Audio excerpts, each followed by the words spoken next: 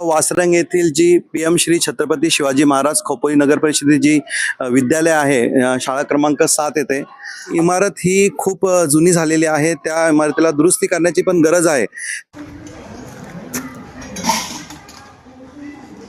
शाळेमध्ये प्रवेश केल्यानंतर तिथे एक पुस्तकं ठेवलेली आहेत मुलांना वाचण्यासाठी, आणि छान गोष्ट अशी का तिथे एक तक्रार पेटी सुद्धा ठेवलेली आहे ज्याच्यामध्ये आपण तक्रार करू शकता.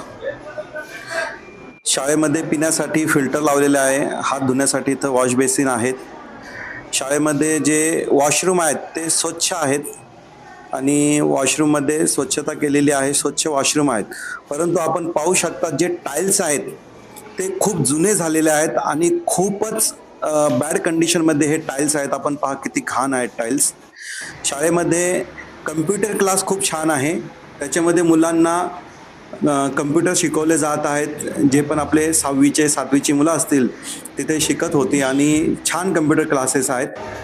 त्याचबरोबर ॲस्ट्रॉनॉमीची जी क्लास आहे ती खूप छान आहे.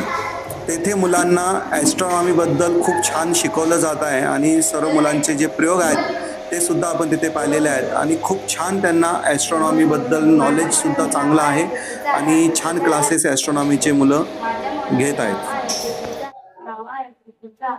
पृथ्वीचा आकार पूर्णपणे गोल नसून तो झिऑइड म्हणजेच भूगोलात स्वरूपाचा आहे.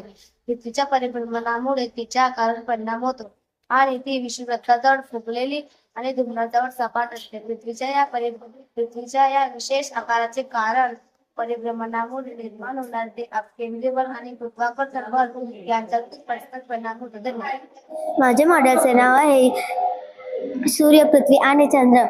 मॉडेलवरील बटन चालू करा. सूर्य, पृथ्वी आणि चंद्र याच्या हालचालीचे निरीक्षण करा. बटन चालू केल्यावर पृथ्वी तिच्या अक्षाभोवती फिरते व सूर्याभोवती परिभ्रमण करते. हे मॉडेल आपल्याला सौरमालेतील प्रमुख घटना हालचाली समजून घेण्यासाठी मदत करतात. पृथ्वीचे परिवलन. पृथ्वी स्वतःच्या अक्षाभोवती गोल फिरते. याच क्रियेला पृथ्वीचे परिवलन असे म्हणतात, ज्यामुळे दिवस आणि रात्रीची निर्मिती होते. पृथ्वीला तिच्या अक्षाभोवती एक फेरी पूर्ण करण्यासाठी 24 तास लागतात. त्यामुळे दिवस आणि रात्र अनुभवता येतात. धन्यवाद. माझे नाव आरोही आहे.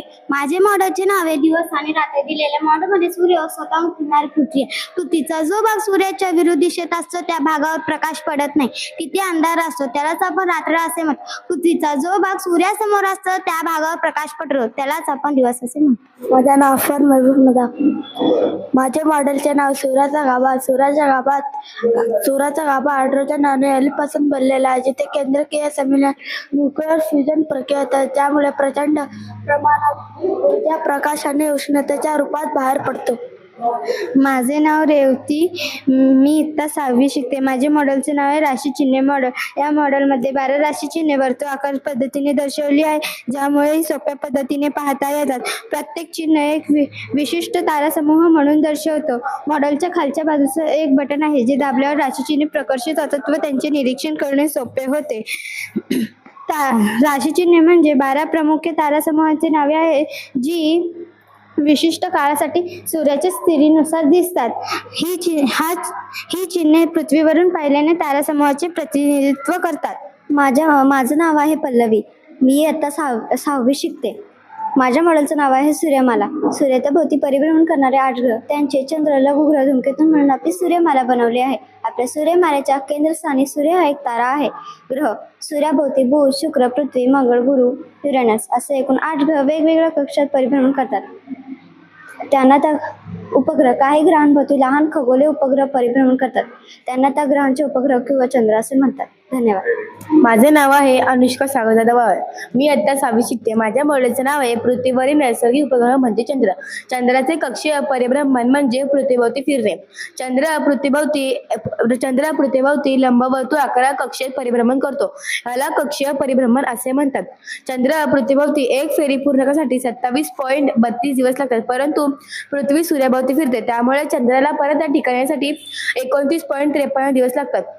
चंद्राचे कक्षीय परिभ्रमण भरतीवरील आहोटीवरील प्रभाव टाकते, कारण चंद्राच्या गुरुत्वाकर्षणामुळे समुद्राच्या पाण्याची आहोटी आणि भरती घडते. नमस्कार, माझे नाव ज्ञानेश्वर दीपक मोरे. मी आता 7वीत शिकतो. माझ्या मॉडेलचे नाव आहे न्यूटनची तबकडी. हे सर आयझॅक न्यूटननी शोधलेले साधे उपकरण आहे, ज्याच्या साहाय्याने आपल्याला हे समजते की इंद्रधनुष्याच्या 7 रंगांचे एकत्र मिश्रण केले की पांढरा रंग बनतो. आता ते कसे होते ते मी तुम्हाला दाखवतो. धन्यवाद. माझं नाव दीपिका राजू मेत्रे. मी इयत्ता 7वीत शिकते.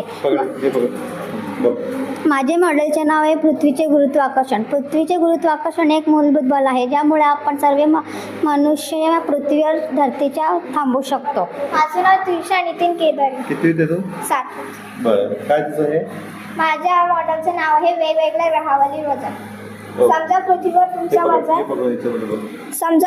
तुमचं वजन 50 किलो आहे, तर तेच वजन आपलं शुक्रवरती 19 किलो असेल. असं का होतं? कारण वेगवेगळ्या ग्रहाचे वजन वेगवेगळं असल्याने त्यावर आपलं वजन वेगवेगळं दाखवलं जातं. उदाहरणार्थ गुरु हा सूर्यमालेतील सर्वात जड ग्रह असल्याने त्यावर आपलं वजन सर्वात जास्त दाखवलं जाते, तर प्लुटो हा सर्वात हलका ग्रह असल्याने त्यावर आपलं वजन कमी दाखवलं जाते. माझं नाव अरसलान अजमेर नदाफ. मी इयत्ता 7वीत शिकतो. माझे मॉडेलचे नाव आहे GMRT अँटेना. हा अनेक मोठा दुर्मिळांचा समूह आहे, जी अंतराळातून येणाऱ्या रेडिओ लहरींचा अभ्यास करण्यासाठी वापरली जाते. वैज्ञानिकांना याचा वापर तारे, आकाशगंगा, कृष्णविहीर यांसारख्या मोठ्या गोष्टींवर अधिक जाणून घेण्यासाठी मदत होते. धन्यवाद.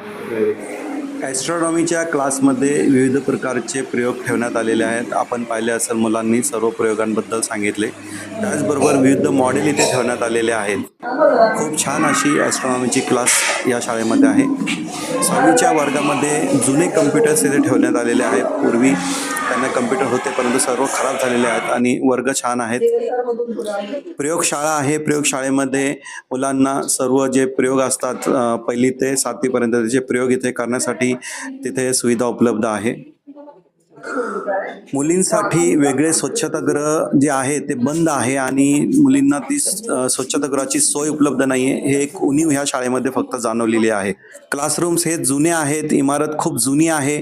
बाकी इमारतीमध्ये मुलांना ज्या फॅसिलिटी आहेत त्या सर्व चांगल्या आहेत. बेंचेस आहेत, स्मार्ट बोर्ड आहेत, परंतु इमारत खूप जुनी आहे. इमारतीला तडे गेलेले आहेत.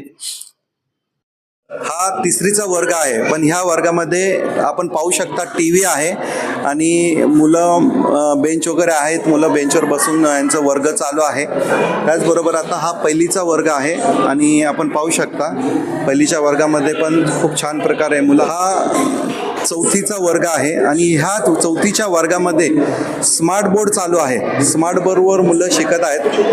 रिफ्लेक्शनमुळे तुम्हाला व्यवस्थित दिसत नसेल, पण स्मार्ट बोर्ड चालू आहे आणि आपण पाहू शकता इथं मुलं शिकत आहेत स्मार्ट बोर्डवर. त्याचबरोबर येथे एक स्वच्छतागृह आहे मुलींचं, परंतु ते खराब आहे. स्वच्छतागृह ते बंद पडलेलं आहे, कारण इमारतीला नूतनीकरणाची जास्त गरज आहे. आपण इथे पाहू शकता इमारतीला तडे गेलेले आहेत.